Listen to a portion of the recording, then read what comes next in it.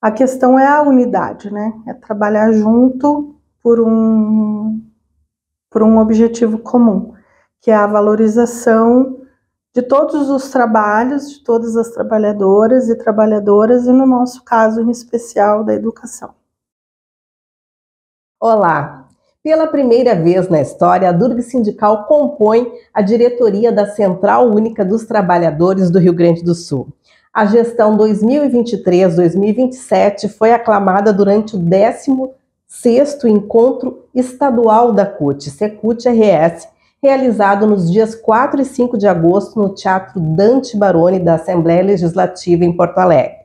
A vice-presidenta da Durgs Sindical, a professora Ana Boff de Godoy, foi eleita para o cargo de secretária de Políticas Sociais da CUT. E é com ela que nós vamos conversar agora. Olá, professora. Oi, Simone. Bem-vinda ao nosso programa. Parabéns por essa conquista que pela primeira vez a Durgs compõe a diretoria da CUT. E o que isso representa para o sindicato, para os trabalhadores da educação?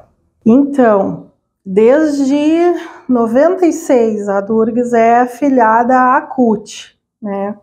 Talvez seja importante a gente falar assim, o que é a CUT, né? E por quê? E aí já respondendo um pouco da tua pergunta, da importância desse lugar, né? A CUT, então, é a Central Única dos Trabalhadores. Existem outras além dela, mas no Brasil a CUT é a maior, assim como na América Latina também, e é a quinta maior do mundo, né? A CUT existe desde 1983, tu não tinha nascido ainda, eu tinha 8 anos, né? Que foi o primeiro grande congresso, lá em 28 de agosto de 83, Congresso dos Trabalhadores, que reuniu mais de 5.000 trabalhadores e trabalhadoras em São Bernardo do Campo, e foi aí que se dá origem, então, a essa central. Desde então, a CUT tem atuado em todas as esferas, né, municipal, estadual, federal, com as suas centrais estaduais, né? Então a gente tem uma central nacional, a CUT nacional, e mais 26 estaduais, né? Então aqui a CUT-RS.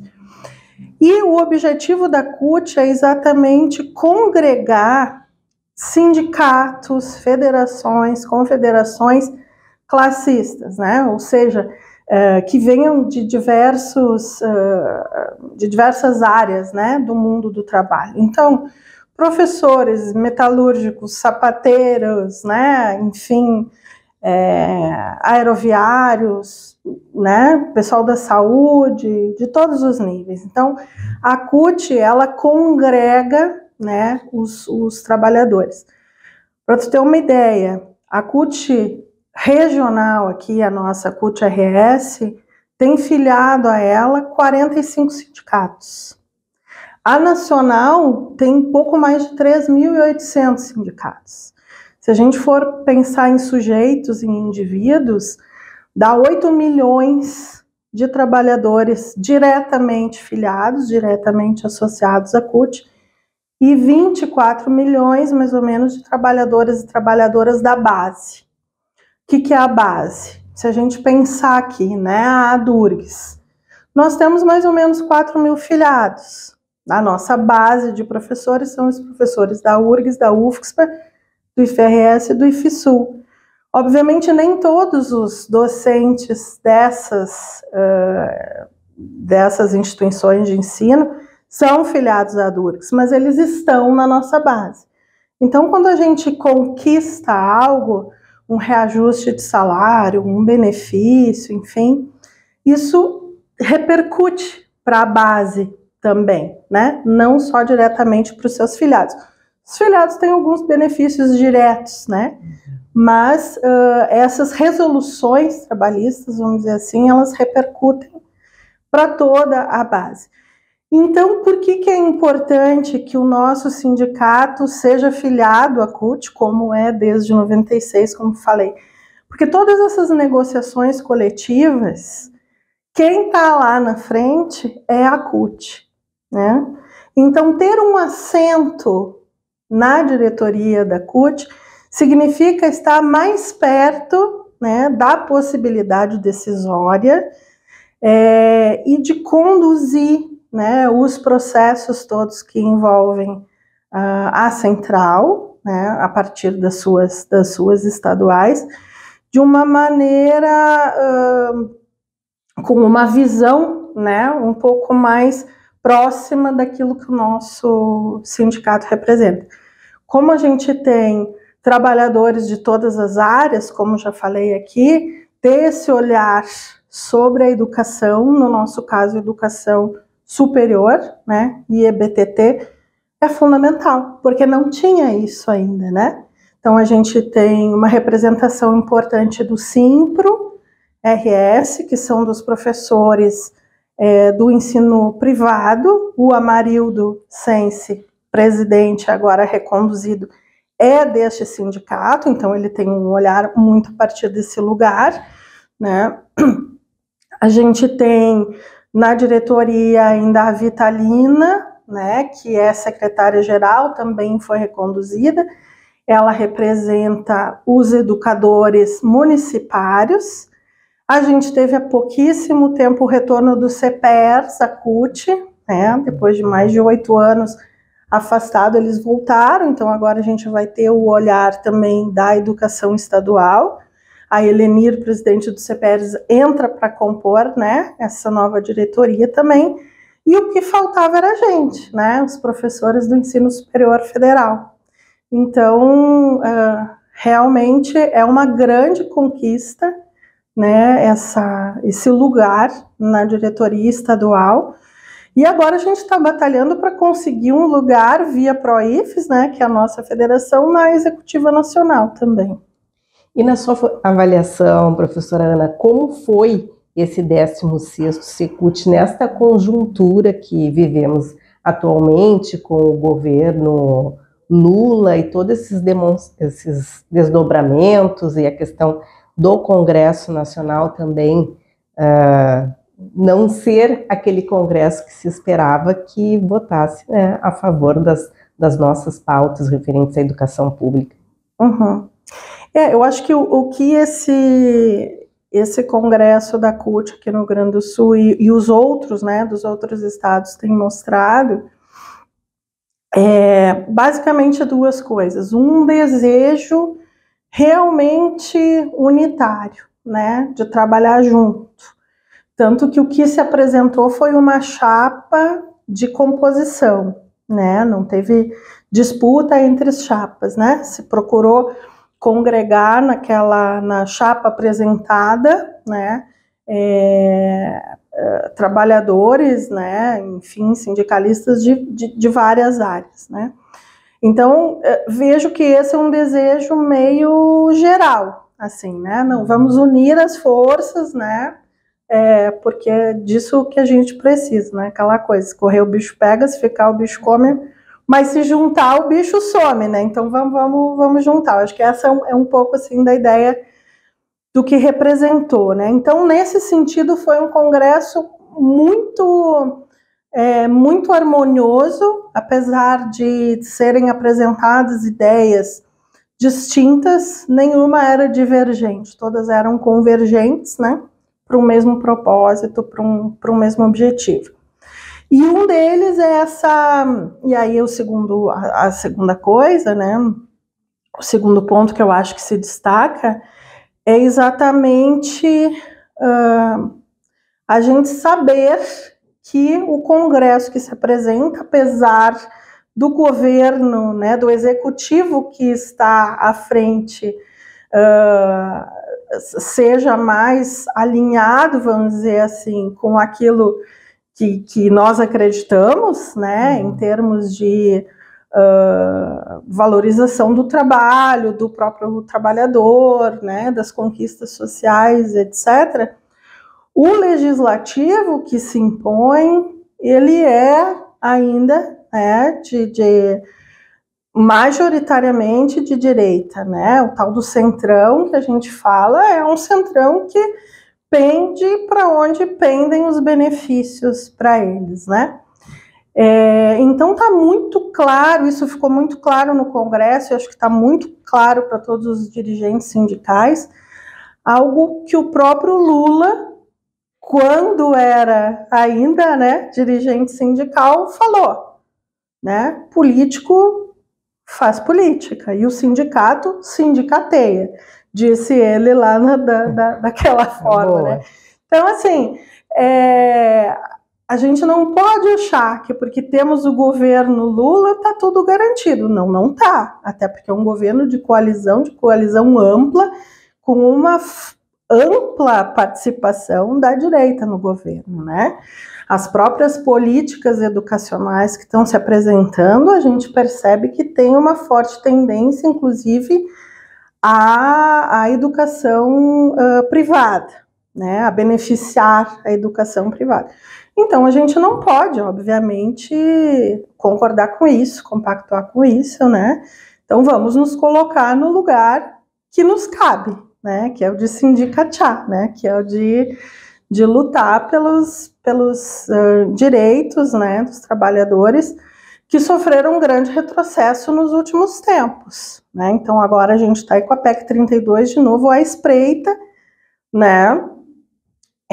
O Lira querendo fazer com que ela volte, né, à discussão na Câmara, quando a gente achou que já estava até enterrado o assunto. Então, não dá, a gente tem essa certeza, nós não somos governo, né, nós somos sindicato, e o que nos cabe é, de alguma maneira, fazer a oposição, né, dentro do que for problemático para o trabalhador, e claro, né, quando for algo positivo, exaltar, independente do governo que esteja lá, né. E essa PEC 32 da reforma administrativa não é uma reforma, ela provoca o desmonte dos serviços públicos. Ela tem um impacto muito negativo, inclusive na questão da educação pública também. E aí também o sindicato participou de alguns grupos de trabalho, inclusive de educação e serviços públicos. Uhum. E aí, nossa vice-presidenta, como foi essa atuação da Durgs? Isso, a gente participou no momento anterior, naquilo que a gente chama de pré-congresso, né, das reuniões dos macrosetores. Então, teve um macrosetor da educação, e daí participaram esses sindicatos, né, que já nomeei, a Durgs, dos municipários, o Simpro e o CPERS. Nessa reunião se discutiu a educação em todos os níveis, né, inclusive estadual. Os professores e os técnicos, funcionários das escolas do estado estão literalmente com a faca no pescoço, né? O governo Leite tem feito aí um descalabro, né, cortando inclusive auxílios básicos, né, de alimentação, e não permitindo que as pessoas que adoecem possam, enfim, né, ter o seu descanso e tempo de cura merecido. Então, além disso, ainda corta o salário das pessoas quando elas adoecem. Então, assim, um absoluto descalabro, né? Então, nós da Durgs, ainda que não sejamos dessa esfera, né, do ensino estadual, comungamos, assim, né, da luta, né, deles, e estamos lá com eles, né. Então, se discutiu muito a educação estadual, né, esse problema que se põe aí. No âmbito federal, uma das coisas que foi veemente defendida, assim, é a autonomia universitária, né? As universidades, elas são autarquias, né? E por norma deveriam ter a sua autonomia garantida. Mas a gente sabe que não é assim, né? Então, uma das coisas que foi pedido veementemente, que a CUT vai encaminhar, é o fim da lista tríplice, né? Porque é inconcebível que se pense numa autarquia autônoma que faz um processo de eleição, e supostamente dentro de um país democrático que vive processos democráticos, que aquele eleito não seja levado ao cargo de reitor e de reitora, né? Então essa foi uma das coisas que muito se discutiu.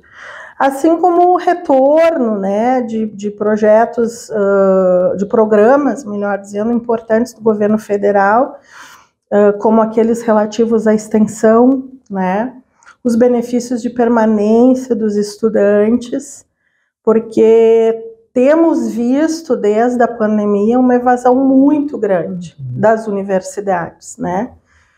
Isso se deu num primeiro momento por conta da própria pandemia, né, em que as pessoas, por óbvio, né, perdem familiares, né, os estudantes jovens acabam perdendo pai, mãe, sei lá, né, as pessoas que os sustentavam e têm que ir para o mundo do trabalho, têm que parar de estudar, e acabam ficando, né, empobrecidos e, enfim, quem não tem comida na barriga, quem não tem onde dormir, não tem como estudar, né? E ao mesmo tempo em que isso aconteceu, naquele governo, a primeira coisa que se fez foi suspender os benefícios dos estudantes. Se os estudantes não estavam tendo aula, eles não precisavam, então, do benefício de alimentação, de transporte, de moradia, porque eles não estavam tendo aula. Só se esquece que a pessoa precisa dormir, comer, né, e tudo mais. Então, a gente teve ali uma grande debandada, né, de estudantes. Bem, passada a pandemia, a gente observa um outro fenômeno que cresceu. Sempre tem alguém que lucra com a coisa, né, com a desgraça alheia. Então, se a Universidade Federal, se as escolas públicas sofrem com isso, por um outro lado, né, algumas universidades particulares, né, ou faculdades, nem chegam a ser universidades, elas acabam lucrando muito com isso. Por quê? Porque criam cursos em EAD com baixíssimo valor e prometendo uma velocidade absurda né, de conclusão do curso, né? Então, é óbvio que isso atrai os estudantes, né? Então, se ele gastava, sei lá, R$200 só de transporte para ir na universidade, agora ele pode pagar uma mensalidade de R$200 sem sair de casa, né? Ele vai acabar optando por isso, né? Então a gente tem este problema, né? Isso foi muito discutido, essa debandada dos estudantes da universidade pública para instituições de ensino particulares de qualidade muito duvidosa. E digo isso, inclusive, pensando do ponto de vista da legalidade trabalhista, né? A maioria desses lugares, dessas instituições, sequer chamam o professor de professor. São monitores, são tutores, né? São os facilitadores, eles colocam qualquer nome. E normalmente não são mesmo os professores que criam o material, que estão ali à frente da turma, fazendo a mediação. Então, isso faz com que se deprecie, que se desvalorize completamente o trabalho do professor, né? Então, o professor é rebaixado a tutor, a monitor, sabe-se lá as condições de trabalho que esse professor tem, se é com carteira assinada ou se recebe por hora, né? Então, assim, esse foi um dos temas também que se falou. Da desvalorização do professor, provocado, sim, por este último governo federal, né, que segue ainda, né, sob essa desvalorização no governo estadual, e dessa necessidade de reverter esse quadro, né. Sim, e a educação pública, ela então tem sido essa bandeira e vai continuar sendo uma bandeira da CUT, agora mais fortalecida com essa representação também das universidades federais e os institutos federais. E aí... sem dúvidas, desculpa te interromper, mas acho que é até importante, que eu falei várias vezes aqui do Simpro, e que a gente tem na CUT, né, um sindicato que representa professores do ensino particular. Importante que se diga, é óbvio que sempre a gente vai defender, porque ele é um trabalhador, a gente precisa, né, enfim, que ele tenha qualificação, valorização, etc., né? Mas é importante que se diga, né, que mesmo, né, o Simpro e a CUT em sua inteireza, né, tanto a CUT-RS quanto a CUT Nacional, tem por princípio a valorização dos serviços públicos, né, sobretudo educação e saúde pública, né. Então, assim, a educação privada, ela deve ser vista como uma possibilidade, né, mas não como algo que, por contingência, eu não tenho acesso à educação pública, então eu sou obrigado a acessar o serviço privado. Não, como uma possibilidade. Eu tenho uma boa escola pública, mas eu sei lá, quero que meu filho estude numa escola bilíngue. Afinal, defender a educação pública como um direito social. Exatamente, é um direito que deve ser de todos, né? E todos tendo acesso à educação, que tenha também, se há possibilidade de escolher uma outra via, né? Mas então, sim, a CUT defende veementemente, assim como nós, né, a educação pública, a saúde pública. A defesa do SUS também esteve em pauta no Secult. Sim, a defesa do SUS, a valorização dos profissionais, uma luta muito grande agora dos profissionais de saúde, né? Do piso da enfermagem. Então são as pautas mais atuais agora da CUT, que sempre foram, mas nessa renovação da diretoria, enfim, se fortalece cada vez mais. E nessa pasta de políticas sociais, professora, quais são os desafios? Então, a CUT-RS tem presidente, vice, mais 16 secretarias, né? E depois mais 24 diretores estaduais que compõem, é tipo um conselho, né? Essa é uma das pastas, no meu entender, das mais importantes, assim, porque é exatamente aquela que faz a ponte, né, com a comunidade e com os sindicatos filiados, né? Eu solicitei, né, essa pasta de políticas sociais e fiquei muito feliz de ter sido atendida, porque de alguma maneira, o meu trabalho na Universidade, né, de Ciências da Saúde, de Porto Alegre, é a UFSC, onde eu trabalho com a disciplina de responsabilidade social, né, que é uma disciplina de extensão, entrou recentemente no currículo de todos os cursos como disciplina obrigatória. Então eu queria algo que não fosse muito diferente do meu fazer acadêmico, porque, faço um parênteses aqui, né, a maioria dos sindicalistas, eles são liberados do seu trabalho para atuar nos sindicatos. Isso não acontece com nenhum servidor público federal. É até legal de esclarecer isso, porque inclusive já me perguntaram, agora tu vai para a CUT e vai parar de dar aula? Não, impossível, porque por lei, né, por norma, nós não somos liberados do nosso fazer docente, no caso dos professores das universidades federais. Então eu tenho que continuar trabalhando. Eu posso ser dispensada, eventualmente, para participar de um congresso, para fazer uma viagem, mas são coisas pontuais. Eu não posso deixar de trabalhar, o meu salário quem paga é a universidade, né, aonde eu trabalho. Então, sim, vou continuar trabalhando na UFSC, vou continuar atuando aqui na Durgs e atuando também na CUT. Então, o que eu pensei? Eu disse, nossa, vai ser um desafio muito grande, né, trabalhar em 3 lugares ao mesmo tempo.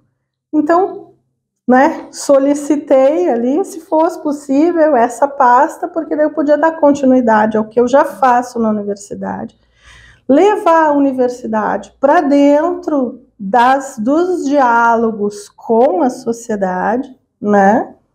E é algo que o nosso sindicato já faz também, né?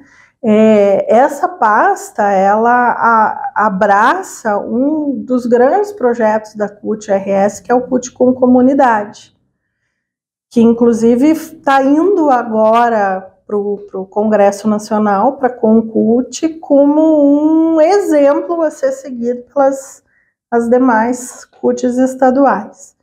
O que é esse CUT com comunidade? A comunidade vai até a CUT e vice-versa, né, e diz, né, quais são as suas demandas e se conversa sobre e se tenta estabelecer um processo em que todo mundo se ajude.